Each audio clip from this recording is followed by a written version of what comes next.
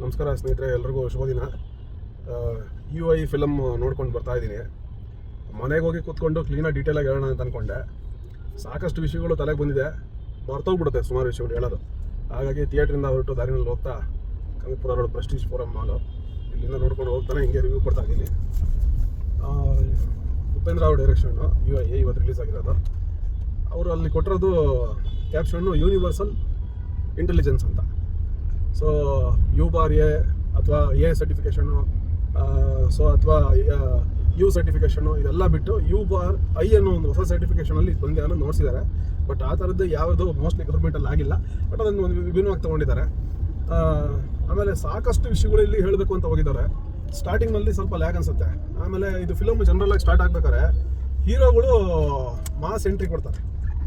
ಹೀರೋಗಳು ಅವ್ರನ್ನವರು mass entry ಕೊಟ್ಕೊಂಡು ಫಿಲಮ್ನ start ಮಾಡ್ತಾರೆ ಎಲ್ಲ ಫಿಲಮ್ಗಳಲ್ಲೂ ನಾವು ನೋಡ್ದಂಗೆ. ಸೊ ಇವಾಗ ಅದೊಂದು ಟ್ರೆಂಡಾಗಿ ಹೋಗಿದೆ. ಬಟ್ ಇಲ್ಲಿ ಉಪೇಂದ್ರ ಅವ್ರು ಏನು ಮಾಡಿದ್ದಾರೆ ಅಂದರೆ ಫಿಲಮ್ನೇ ಒಂದು ಮಾಸ್ ಎಂಟ್ರಿ ಮಾಡಿದ್ದಾರೆ. ಅಂದರೆ ಫಿಲಮ್ಮು ಸಿಕ್ಕಾಪಟ್ಟೆ ಓಡಿರೋದು, ಫಿಲಮ್ ಥಿಯೇಟರ್ಗಳಲ್ಲಿ ಸೆಲೆಬ್ರೇಷನ್ ಆಗೋದು, ಅದ್ರ ಬಗ್ಗೆ ಮಾತುಕತೆಗಳಾಗೋದು, ಅದ್ರ ಬಗ್ಗೆ ಕ್ರಾಂತಿ ಆಗೋ ರೀತಿ ಒಂದು ಫಿಲಮ್ನೇ ಮಾಸ್ ಎಂಟ್ರಿಯಾಗಿ ಕೊಟ್ಟಿದ್ದಾರೆ. ಸೊ ಫಿಲಮ್ ಈ ಥರ ಸಕ್ಸಸ್ ಆಗುತ್ತೆ ಅಥವಾ ಜನಗಳು ಅದ್ರ ಬಗ್ಗೆ ಏನು ಕಮೆಂಟ್ಸ್ ಮಾಡ್ತಾರೆ, ಕ್ರಿಟಿಕಲ್ ಕಮೆಂಟ್ಸು, ಇದನ್ನೆಲ್ಲ ಸ್ಟಾರ್ಟಿಂಗಲ್ಲಿ ನೋಡಿಸ್ತಾ ಹೋಗ್ತಾರೆ. ಅವ್ರ ಎಂಟ್ರಿ ಭಾಳ ಸಾಫ್ಟಾಗಿ ತೊಗೊಂಡಿದ್ದಾರೆ. ಜನರಲ್ಲಾಗಿ ಹೀರೋ ಎಂಟ್ರಿ ಆಗ್ಬೇಕಾದ್ರೆ ಎಲ್ಲರಿಗೂ ಹೊಡೆದು ಎಂಟ್ರಿ ಆಗ್ತಾನೆ. ಇಲ್ಲಿ ಇದ್ರೊಳಗೆ ಅವ್ರು ಎಂಟ್ರಿ ಆಗ್ಬೇಕಾದ್ರೆ ಒಡಿಸ್ಕೊಂಡು ಎಂಟ್ರಿ ಆಗ್ತಾರೆ ಉಲ್ಟಾ. ಸೊ ಆ ಒಡಿಸ್ಕೊಳ್ಳೋ ವ್ಯಕ್ತಿ ಯಾರು, ನೆಕ್ಸ್ಟ್ ಹೊಡಿಯೋಕ್ಕೆ ಬರುವಂಥ ವ್ಯಕ್ತಿ ಯಾರು, ಇಲ್ಲಿ ಡಬಲ್ ರೋಲಲ್ಲಿ ಮಾಡಿದ್ದಾರೆ. ಒಂದು ಕೆಟ್ಟದ್ದು, ಒಂದು ಒಳ್ಳೆಯದು ಸಮಾಜದಲ್ಲಿ ಅಂತ. ಒಂದೇ ತಾಯಿ ಹೊಟ್ಟೆಯಲ್ಲಿ ಎರಡು ರೀತಿ ಮಕ್ಕಳು ಹುಡ್ತಾರೆ ಅನ್ನೋದು ಇಲ್ಲಿ ಸಂದೇಶ ತಗೊಂಡಿರೋದು ಅವರು. ಕೆಟ್ಟದ್ದು ಮತ್ತು ಒಳ್ಳೆಯದು. ಒಂದು ಸತ್ಯ ಅಂತ ಅಂದರೆ ಸತ್ಯ ಮತ್ತು ಏನು ಸುಳ್ಳು ಅಂತ. ಒಂದು ಜನರಲ್ ನನಗೇನು ಅನಿಸ್ತು ಅಂತಂದರೆ ಅವ್ರು ಏನು ಡಿಕೋಡಿಂಗ್ ಮಾಡೋಕ್ಕಾಗತ್ತಾ, ನೀವು ಡಿಕೋಡ್ ಮಾಡ್ತೀರಾ ನಾನು ಇದನ್ನು ಅಂತ ಏನು ಚಾಲೆಂಜ್ ಮಾಡಿದ್ದಾರೆ. ನಾನು ಮಾಡಿದ್ದು ಡಿಕೋಡ್ ಏನು ಅಂತಂದರೆ UI ಅಂದರೆ ಅಂಡರ್ ಇಲ್ಯೂಷನ್ ಅಂತ. ಸೊ ನಾವೆಲ್ಲ ಒಂದು ಭ್ರಮೆಯಲ್ಲಿ ಬದುಕ್ತಾ ಇದೀವಿ ಅಂತ ನನಗನ್ನಿಸ್ತು. We are living in illusion. Illusion ಅಂದರೆ ಭ್ರಮೆ. UI ಅಂದರೆ ಅಂಡರ್ ಇಲ್ಯೂಷನಲ್ಲಿ ಪ್ರಪಂಚ ಬದುಕ್ತಾ ಇದೆ. ನಾವು ಬರೀ ನಮ್ಮ ಸ್ಮಾರ್ಟ್ ಫೋನ್ಗಳು, ಇನ್ಸ್ಟಾಗ್ರಾಮು, ಫೇಸ್ಬುಕ್ಕು, ರೀಲ್ಸ್ ಮಾಡೋದ್ರಲ್ಲಿ ನಾವು ಕಮೆಂಟ್ಸ್ ಎಷ್ಟು ಬಂತು ನಾವು ಹಾಕೋ ಇದರಲ್ಲಿ, ಆಮೇಲೆ ಪ್ರಪಂಚದಲ್ಲಿ ರಾಜಕೀಯ ನಾಯಕರುಗಳು ಮಾಡ್ತಾ ಇರುವಂಥ ಒಂದು ಮೋಸ ಜನಗಳಿಗೆ. ಸೊ ಅದನ್ನೆಲ್ಲ ಬಿಟ್ಟು ನಾವು ಜಾತಿ ಧರ್ಮ ಅನ್ನೋದನ್ನು ಸೆಕೆಂಡ್ ಹಾಫಲ್ಲಿ ಜಾಸ್ತಿ ತೊಗೊಂಡಿದ್ದಾರೆ. ಸೊ ಇದೇ ಇದರೊಳಗೆ ನಾವು ಬದುಕೊಂಡು ಬಾಳ್ತಾ ಇದ್ದೀವಿ ಜಾತಿ ಧರ್ಮದ ಇದರಲ್ಲಿ ಗಲಾಟೆಗಳಲ್ಲಿ. ಸೊ ನಾವು ಹಿಂಗೆ ಹಾಳಾಗಿ ಹೋಗ್ತಾ ಇದ್ದೀವಿ ಅನ್ನೋದನ್ನು ಭಾಳ ಚೆನ್ನಾಗಿ ಬಿಂಬಿಸಿದ್ದಾರೆ. ಆಮೇಲೆ 3 ಜನ ಏನು ಬರ್ತಾರೆ ಕನಸಿನಲ್ಲಿ, ಆ 3 ಜನ ಒಂದು ಗ್ಯಾಂಗ್ ಕಟ್ಕೊಂಡು ಬರ್ತಾರೆ. ಅವ್ರ ಮೇಲೆ ಇವರು ಕಲ್ಕಿ ಅವತಾರದಲ್ಲಿ ಹೋದಾಗ ಫೈನಲ್ ಆಗಿ ಅವ್ರ 3 ಕಡೆಯವ್ರನ್ನು ಎಲ್ಲ ಬೆಂಬಲಿಗರು ನೋಡಿದಾದ್ಮೇಲೆ ಆ 3 ಜನ ರಾಜರು ಇವ್ರನ್ನ ಕೆಳಗಿಳಿತಾರೆ. ಸೊ ಅದು ಹೊಡಿತಾ ಇರ್ಬೇಕಾದ್ರೆ ಆಮೇಲೆ ಕಣ್ಬಿಟ್ಟು ನೋಡಿದಾಗ ಆ 3 ಜನನು ಒಂದೊಂದು ಧರ್ಮ, ಹಿಂದೂ, ಮುಸ್ಲಿಂ ಮತ್ತು ಕ್ರಿಶ್ಚಿಯನ್ಸ್ ಧರ್ಮ. ಫೈನಲ್ ಆಗಿ ಅದನ್ನು ನೋಡಿಸ್ತಾರೆ. ಅಂದರೆ ಈ ಧರ್ಮಗಳ ಗಲಾಟೆಗಳಲ್ಲಿ, ಜಾತಿಗಳ ಗಲಾಟೆಗಳಲ್ಲಿ ನಾವು ಕಳೆದೋಗ್ತಾ ಇದ್ದೀವಿ ಜನರುಗಳು. ಇದನ್ನು ನಮ್ಮನ್ನು ರಾಜಕೀಯ ನಾಯಕರುಗಳು ಸಿಕ್ಕಾಪಟ್ಟೆ ಚೆನ್ನಾಗಿ ನಮ್ಮನ್ನ ಜನಗಳನ್ನ ಯೂಸ್ ಮಾಡಿಕೊಂಡು ಅವ್ರವ್ರ ಇಷ್ಟಾನುಸಾರಕ್ಕೆ ಮುಂದುವರ್ಕೊಂಡು ಹೋಗ್ತಾ ಇದ್ದಾರೆ ಅನ್ನೋದನ್ನ ಬಿಂಬಿಸಿದ್ದಾರೆ ಇದರೊಳಗೆ ಫಿಲಮಲ್ಲಿ. ಮತ್ತು ಇದನ್ನು ನಾವು ಎಚ್ಚೆತ್ಕೋಬೇಕು. ಫೋಕಸ್ ಅನ್ನೋ ವರ್ಡನ್ನು ಯೂಸ್ ಮಾಡಿದ್ದಾರೆ. ಅಂದರೆ ಫೋಕಸ್ ಮಾಡಬೇಕು ಅಂದರೆ ನಾವು ಎಲ್ಲಿ ಪ್ರಾಬ್ಲಮ್ ಇದೆ, ನಮ್ಮಲ್ಲೇ ಪ್ರಾಬ್ಲಮ್ ಇರೋದು. ನಾವಿಂಥ ನಾಯಕರುಗಳನ್ನ ಬೆಳೆಸ್ತಾ ಇದ್ದೀವಿ ಅಂತ ಪ್ರತಿಯೊಂದು ಕಡೆ ಗಲಾಟೆಗಳು ನೋಡ್ತಾ ಬಂದೇ. ಅಲ್ಲಿ ಲೋಕಸಭೆನಲ್ಲಾಯಿತು, ಮತ್ತು ನಮ್ಮಲ್ಲಿ ಕರ್ನಾಟಕದಲ್ಲಿ ವಿಧಾನಸಭೆನಲ್ಲಾಯಿತು ಗಲಾಟೆಗಳು. ಎಲ್ಲ ಏನಕ್ಕೆ ಶುರು ಆಯಿತು? ಒಂದು ಪರ್ಸ್ನಲ್ ಅಜೆಂಡಾಗಳಿರುತ್ತೆ ಒಂದು ರಾಜಕೀಯದ ಪಾರ್ಟಿಗಳಿಗೆ. ಅವ್ರು ಏನೋ ಒಂದು ನ್ಯೂಸಲ್ಲಿ ಇರೋದಕ್ಕೋಸ್ಕರ ಏನೋ ಒಂದು ಮಾಡ್ತಾ ಇರ್ತಾರೆ. ಇದರಲ್ಲೆಲ್ಲ ಜನಗಳು ಮೋಸ ಆಗ್ತಾ ಇದ್ದಾರೆ. ಈಗ ಒಂದು ದಿನ ಒಂದು ಲೋಕಸಭೆ ಸೆಷನ್ ನಡೀದೇ ಇದ್ರೆ ಎಷ್ಟೋ ಕೋಟಿ ನಷ್ಟ ಅಂತೆ. ಅದೆಲ್ಲ ದುಡ್ಡು ನಮ್ಮ ಜನಗಳು ತೆರಿಗೆ ದುಡ್ಡು. ಸೊ ಹಿಂಗೆ ನಮ್ಮನ್ನ ಲೂಟಿ ಮಾಡ್ತಾ ಇದ್ದಾರೆ ಅನ್ನೋದು ಒಂದು ನೋಡ್ತಿದ್ದಾರೆ. ಇನ್ನೊಂದು ಇಲ್ಲಿ ಅಮೇರಿಕಾ ಮತ್ತು ರಷ್ಯಾನ್ ತೊಗೊಂಬಂದಿದ್ದಾರೆ ಒಂದು ಸ್ಮಾಲ್ ಬಿಟ್ಟಲ್ಲಿ. ಸೊ ಅಮೇರಿಕಾ ರಷ್ಯಾನ್ ತೊಗೊಂಬಂದು ಏನಂತ ಅವ್ರು ಪ್ರೂವ್ ಮಾಡೋಕೆ ಹೋಗಿದ್ದಾರೆ ಅಂದರೆ ಇವೆರಡು first super powers of the world. ನಾನು ಹೇಳ್ತಾ ಇರೋದು 1960-70 ಈ ಥರ ಇಸ್ವಿನಲ್ಲಿ Russia was a super power. ಅಮೇರಿಕಾಗೆ ತುಂಬ ಟಾಂಗ್ ಕೊಡ್ತಾ ಇತ್ತು Russia. America was the first super power of the world. ಈಗಲೂ ಮಿಲಿಟರಿ ವೈಸು ಅವರೇ ಸೂಪರ್ ಪವರ್ ವರ್ಲ್ಡ್ ಅಲ್ಲಿ ಅಮೇರಿಕಾನೇ. ಸೊ ಇವರಿಬ್ಬರು ಸೇರಿಕೊಂಡು ಹೆಂಗೆ ಪ್ರಪಂಚನ ಹಾಳು ಮಾಡಿದ್ರು, ಈ ಆರ್ಮ್ಸ್ ಆ್ಯಂಡ್ ಅಮ್ಯುನಿಷನ್ಸು ಇದರೊಳಗೆ ಜನಗಳನ್ನ ಪ್ರಪಂಚದಲ್ಲಿ ಎಲ್ಲ ದೇಶಗಳು ಅದನ್ನು ತಗೊಳ್ಳೋ ರೀತಿ ಮಾಡಿ ಹೆಂಗೆ ಅವರು ಸಂಪಾದನೆ ಮಾಡಿದ್ದನ್ನೆಲ್ಲ ಅಲ್ಲಿಗೆ ಹೋಗೋ ಥರ ಮಾಡಿದ್ರು ಯುದ್ಧಕ್ಕೆ. ಈ ಯುದ್ಧದ ಒಂದು ಪ್ರೀತಿ ವ್ಯಾಮೋಹ ಏನು ಎರಡು ದೇಶಕ್ಕಿದೆ, ಅದರಿಂದ ಪ್ರಪಂಚ ಹಿಂಗೆ ಹಾಳಾಗೋಯ್ತು. ಆಫ್ಘಾನಿಸ್ತಾನ ತಗೊಂಡಿದ್ದಾರೆ ಇವೆರಡರ ಮಧ್ಯದಲ್ಲಿ. ಸೊ ಇವೆರಡರ ಮಧ್ಯದಲ್ಲಿ ಅದು ಕೋಲ್ಡ್ ವಾರ್ ಅಂತ ಏನು ನಡೀತು ಅಮೇರಿಕಾ ಮತ್ತು ರಷ್ಯಾ ಮಧ್ಯದಲ್ಲಿ, ಇದು ಆಫ್ಘಾನಿಸ್ತಾನದಲ್ಲಿ ನಡೀತು. ಆಫ್ಘಾನಿಸ್ತಾನನ ಆಕ್ರಮಣ ಮಾಡ್ಕೊಂಡಿದ್ರು ರಷ್ಯಾದವರು. ಆಗ ಅಮೇರಿಕಾದವರು ತಾಲಿಬಾನ್ನ ಹುಟ್ಟಾಕಿ, ಬಿನ್ ಲಾಡನ್ನ ಹುಟ್ಟಾಕಿ ರಷ್ಯಾದವ್ರನ್ನ ಹೊಡೆದಾಕೋದು. ಇಲ್ಲಿ ಆಫ್ಘಾನಿಸ್ತಾನದಿಂದ ಹೊಡೋ ಥರ ಮಾಡೋದು. ಸೊ ಇಲ್ಲಿ ಆಫ್ಘಾನಿಸ್ತಾನ ತಂದೆಗೆ 2 ಮಕ್ಕಳಿದ್ರು. ಅಂದರೆ ಇಲ್ಲಿ ಆಫ್ಘಾನಿಸ್ತಾನ ಅನ್ನೋದನ್ನ ನಾವು ಇನ್ನೂ ದೊಡ್ಡ ಅದು ಬ್ರಾಡರ್ ಆ್ಯಂಗಲಲ್ಲಿ ಯೋಚನೆ ಮಾಡಬೇಕು ಅಂತಂದರೆ ಅದೇನು ಡಿಕೋಡಿಂಗ್ ಅಂತ ಕೇಳಿದ್ದಾರೆ ಉಪೇಂದ್ರ ಅವರು, ಚಾಲೆಂಜ್ ಮಾಡಿದ್ದಾರೆ ವೀಕ್ಷಕರಿಗೆ. ಸೊ ನಾನೊಬ್ಬ ವೀಕ್ಷಕ ಫಿಲಮ್ದು. ಸೊ ನಾನು ಅದನ್ನು ಹೆಂಗೆ ಡಿಕೋಡ್ ಮಾಡ್ತಾ ಇದ್ದರೆ ಒಂದು UI ಬಗ್ಗೆ ಹೇಳಿದೆ, ಅಂಡರ್ ಇಲ್ಯೂಷನ್ ಅಂತ. ಸೊ ಇನ್ನೊಂದು ಇದನ್ನು ಹೆಂಗೆ ಡಿಕೋಡ್ ಮಾಡ್ತಾ ಇದ್ದೀನಿ ಅಂದರೆ ಆಫ್ಘಾನಿಸ್ತಾನ ಅಂತ ನೋಡಿಸಿರೋದು ಮುಸ್ಲಿಂ ಪ್ರಪಂಚ ಏನಿದೆ, Muslim countries, middle eastern countries, Muslim countries, Syria ಇರ್ಬೋದು, ಲಿಬಿಯಾ ಇರ್ಬೋದು, ಇರಾಕು, ಇರಾನು, ಆಮೇಲೆ ಲೆಬನಾನು. ಸೊ ಎಲ್ಲ ದೇಶಗಳನ್ನು ಏನು ರಷ್ಯಾ ಮತ್ತು ಅಮೇರಿಕಾ ಈ ಎರಡು ಸೂಪರ್ ಪವರ್ಗಳ ಮಧ್ಯದಲ್ಲಿ ಅವರ ಒಂದು ಪ್ರತಿಷ್ಠೆ, ಅವರ ಒಂದು ಈಗೋ, ಅವರ ಒಂದು ಒಣಜಂಬಕ್ಕೋಸ್ಕರ ಈ ಮುಸ್ಲಿಂ ರಾಷ್ಟ್ರಗಳೆಲ್ಲ ನಿರ್ನಾಮ ಆಗೋಯ್ತು ಅನ್ನೋದನ್ನ ಅವರು ಸೂಚಿಸ್ತಾ ಇದ್ದಾರೆ ಇದರೊಳಗೆ ಈ ಫಿಲಂ ಮೂಲಕ.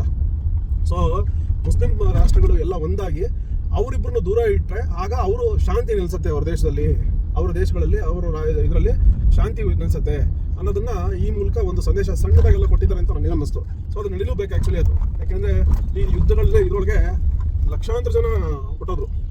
ನೀವು ನೋಡಿರ್ಬೋದು ಗಾಜಾದಲ್ಲಿರ್ಬೋದು, ಪ್ಯಾಲೆಸ್ಟೈನಲ್ಲಿ. ಸೊ ಇವಾಗ ಇಸ್ರೇಲ್ಗೆ ಸಪೋರ್ಟ್ ಮಾಡ್ತಾ ಇರೋದು ಯಾರು? ಅಮೆರಿಕ. ಸೊ ಇವಾಗ ನೋಡಿ ಸಿರಿಯಾದಿಂದ ದೇಶದ ಅಧ್ಯಕ್ಷ ಅಸಾದ್ ಓಡೋದ ರಷ್ಯಾಗೆ. ಸೊ ಈಗ ಸಿರಿಯಾನ ಒಂದು ಬ್ಯಾಟಲ್ ಫೀಲ್ಡ್ ಟ್ರೈನಿಂಗ್ ಸೆಂಟರ್ ಮಾಡ್ಕೊಂಡ್ಬಿಟ್ಟಿದ್ದಾರೆ ಇಸ್ರೇಲ್ನವರು, ಅಮೆರಿಕದವರು ಮತ್ತು ಟರ್ಕಿಯವರು. ಸೊ ಈ ರೀತಿ ಪ್ರತಿಯೊಂದು ಸೂಪರ್ ಪವರ್ ದೇಶಗಳೂ ಮುಸ್ಲಿಂ ರಾಷ್ಟ್ರಗಳನ್ನ ಟಾರ್ಗೆಟ್ ಮಾಡಿ ಅಲ್ಲಿ ಇರೋವಂಥ ಜನಗಳನ್ನ ದಂಗೆ ಎಬ್ಬಿಸಿ ಅವ್ರ ದೇಶಕ್ಕೆ ನುಗ್ಗಿ ಅವ್ರ ದೇಶನ ಲೂಟಿ ಹೊಡೆಯೋದಲ್ದಿರ ಪೂರ್ತಿ ನಿರ್ನಾಮ ಮಾಡಿ ಅಲ್ಲಿರೋ ಆಯಿಲ್ ಇರ್ಬೋದು, ಒಂದು ಸಂಪತ್ತನ್ನೆಲ್ಲ ಲೂಟಿ ಮಾಡ್ತಾ ಇದ್ದಾರೆ. ಅಂದರೆ ಇದನ್ನು ಇಷ್ಟು ವಿಸ್ತಾರವಾಗಿ ಹೇಳಿಲ್ಲ ಅವರು. ಎಲ್ಲ ಒಂದು ಕಡೆ ಬಂದು ಹಿಂಗೆ ಹೋಗುತ್ತೆ ಅದು. ಆಫ್ಘಾನಿಸ್ತಾನ ಅನ್ನೋ ತಂದೆ ಆತನಿಗೆ ಹುಟ್ಟುವಂಥ ಒಂದು ಇಬ್ಬರು ಮಕ್ಕಳು ಇದು ಅಂತ. ಇನ್ನೊಂದು ಕ್ಲೈಮೇಟ್ ಚೇಂಜ್ ಏನಾಗ್ತದೆ, ನಮ್ಮ ನೇಚರ್ ಪ್ಲಾನೆಟನ್ನು ತಾಯಿ ಥರ ತಗೊಂಡಿದ್ದಾರೆ. ಆಕೆನ ಲಿಟ್ರಲಿ ಅತ್ಯಾಚಾರ ಮಾಡ್ತಾ ಇದ್ದಾರೆ ಪ್ರತಿಯೊಬ್ಬರೂ. ಒಂದು ವುಡ್ಗಿರ್ಬೋದು, ಒಂದು ಖನಿಜಗಳಿರ್ಬೋದು, ಬಂಗಾರಕ್ಕೆ, ಬೆಳ್ಳಿಗೆ, ಆಯಿಲು, ಸೊ ಇದು ಎಲೆಕ್ಟ್ರಿಸಿಟಿ, ಸೊ ಎಲ್ಲದಕ್ಕೋಸ್ಕರನೂ ಪ್ರಕೃತಿ ಮಾತೆನ ಪೂರ್ತಿ ನಿರ್ನಾಮ ಮಾಡ್ತಾ ಇದ್ದಾರೆ ಅನ್ನೋದು ಒಂದು ದೊಡ್ಡ ಸಂದೇಶ ಇದರೊಳಗಡೆ ಇದೆ. ನಮ್ಮ ತಾಯಿ ಪ್ರಕೃತಿ ಅಂತ ಅವರು ಅದನ್ನು ನೋಡಿಸ್ತಾರೆ. ಸೊ ಇದೆಲ್ಲ ಏನು ಅಂದರೆ ಸ್ಕ್ರಿಪ್ಟಿಂಗು ಫಿಲಮ್ನಲ್ಲಿ ಒಂದು ಸ್ವಲ್ಪ ಎಲ್ಲ ದಾರಿ ತಪ್ಪಿದೆ ಅಂತ ಹೇಳ್ಬೋದು. So is a very big director Upendra ಅವರು, ವರ್ಲ್ಡಲ್ಲಿ top 10 is one of the directors. So ಅವರು ಸ್ಕ್ರಿಪ್ಟಿಂಗ್ ಕರೆಕ್ಟಾಗಿ ಬಂದಿಲ್ಲ ಅಂತ ಹೇಳೋದಕ್ಕೂ ಒಂಥರ ಇದಾಗುತ್ತೆ. ಬಟ್ ಎಲ್ಲ ಫಿಲಮ್ ತುಂಬ ಲ್ಯಾಗ್ ಆಗ್ತಾ ಹೋಗುತ್ತೆ. ಅಷ್ಟು ಇದು ಒಂದ್ಸಲ ಕನೆಕ್ಟಿಂಗು ಸಡನ್ನಾಗಿ ಒಂದೊಂದ್ಸಲ ಹಾಡು ಬರುತ್ತೆ. ಆಮೇಲೆ ಅದು ಹಾಡು ಬರೋದಕ್ಕೆ ಒಂದು ಪರ್ಫೆಕ್ಟ್ ರೀಸನ್ ಇಲ್ಲ. ನಂದು ಚಿಕ್ಕದು ನಿಂದು ದೊಡ್ಡದು ಒಂದು ಹಾಡೇನಿದೆ, ಅದು ನನ್ನ ಜಾತಿ ನನ್ನ ಧರ್ಮ ದೊಡ್ಡದು, ಅವನು ಚಿಕ್ಕದು ಅಂತ ನಾವು ಅನ್ಕೊಂತೀವಿ, ಅವನು ಅದೇ ರೀತಿ ಅನ್ಕೊಂತಾನೆ, ಈ ರೀತಿ ಅನ್ಕೊಂಡು ನಾವು ಹೊಡೆದಾಡ್ತಾ ಇರ್ತೀವಿ ಅನ್ನೋದನ್ನು ನೋಡ್ಸಿದ್ರಲ್ಲ. ಆ ಹಾಡು ಒಂದೇ ಟೈಮಿಂಗ್ ಕರೆಕ್ಟಾಗಿರೋದು. ಇನ್ನು ಬೇರೆ ಹಾಡುಗಳು ಸುಮ್ಮನೆ ಬಂದು ಹೋಗುತ್ತೆ. ಸೊ ಕೊನೆಯಲ್ಲಿ ಒಂದು ಇದಿದೆ, ಒಂದು ಡೈರೆಕ್ಟರ್ಗೂ ಮತ್ತು ಆ ಪಾತ್ರಗಳು ಜೀವ ಬಂದು ಡೈರೆಕ್ಟರ್ ಹತ್ರ ಮಾತಾಡೋವಂಥ ಸೀನ್ ಲಾಸ್ಟಲ್ಲಿ. ಸೊ ಅದು ಭಾಳ ಚೆನ್ನಾಗಿ ತೊಗೊಂಡಿದ್ದಾರೆ. ಸೊ ಅಲ್ಲಿ ಜನಗಳಿಗೆ ಇಷ್ಟ ಆಗುತ್ತೆ ಲಾಸ್ಟಲ್ಲಿ, ಅದು ಕ್ಲೈಮ್ಯಾಕ್ಸ್ ಸೀನ್ ಅದು. ಸೊ ಅದು ಜನಗಳಿಗೆ ಇಷ್ಟ ಆಯಿತು, ಜನ ಥಿಯೇಟ್ರಲ್ಲಿ ಚಪ್ಪಾಳೆ ಹೊಡೆದ್ರು. ಸೊ ಇದು ಬಿಟ್ಟರೆ ಇನ್ನು ಮ್ಯೂಸಿಕ್ಕು ಸ್ವಲ್ಪ ಜಾಸ್ತಿ ಅನ್ನಿಸ್ತು. ಬ್ಯಾಕ್ಗ್ರೌಂಡ್ ಸ್ಕೋರ್ ಮ್ಯೂಸಿಕ್ ಎಲ್ಲ ಒಂದಷ್ಟು ಚೆನ್ನಾಗಿ ಕೊಟ್ಟಿದ್ದಾರೆ. ಫೈಟ್ ಒಂದು ಪಿಕ್ಚರೈಸೇಷನ್ ಚೆನ್ನಾಗಿ ತೊಗೊಂಡಿದ್ದಾರೆ.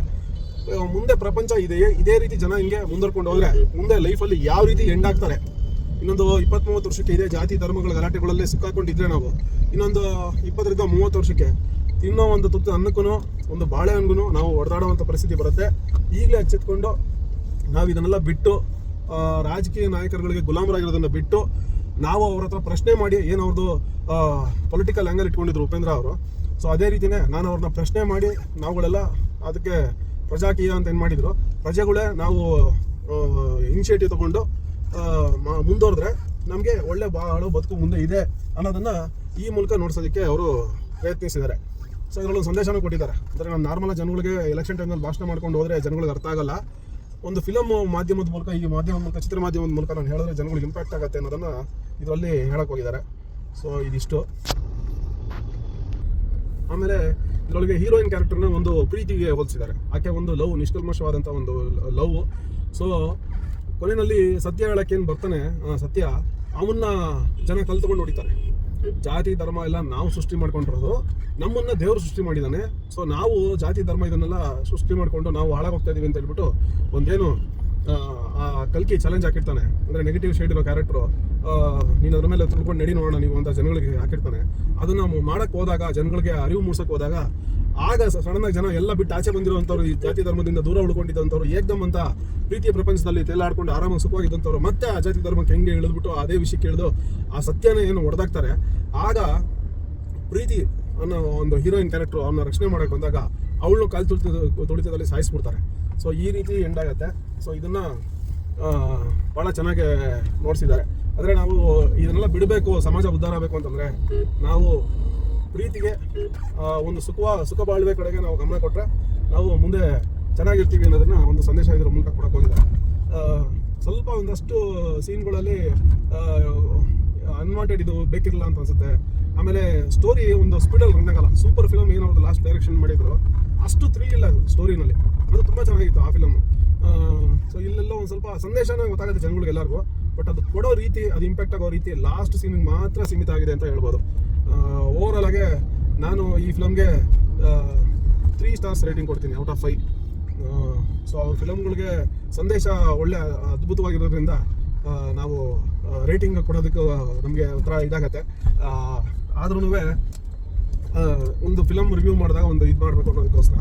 ಸೊ ಇದು ಅಷ್ಟು ಇಂಪ್ಯಾಕ್ಟ್ ಆಗಿ ಓಡುತ್ತೆ ಅನ್ನೋದು ನನಗೆ ಅನುಮಾನ ಇದೆ. ಯಾಕೆಂದರೆ ಇದೆಲ್ಲ ಜನಗಳಿಗೆ ಗೊತ್ತು.